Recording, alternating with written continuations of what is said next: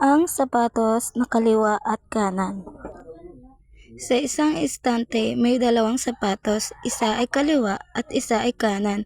Madalas silang magkatabi pero minsan nag-aaway. Ako ang mas mahalaga. Sabi ng kaliwa. Kung wala ako, hindi makakalakad ng maayos. Sumagot ang kanan. Mas importante ako. Ako ang mas nauuna sa hakbang. Isang araw, naghiwalay sila. Nahirapan ang may-ari na maglakad. Doon nila napagtanto, hindi pala sapat na magaling kang mag-isa. Nang muli silang pinagsama, sabay silang humakbang. Maayos, balanse, at masaya. Aral, kahit magkaiba, mas nagiging maayos ang lahat kapag nagtutulungan. Sana po nagustuhan nyo ang kwento ng aking pag-narrate sa Pakwentong Pambata. Please subscribe or follow and react, comment, and pakishare na rin po ang Bagay Bagay TV. Maraming salamat po.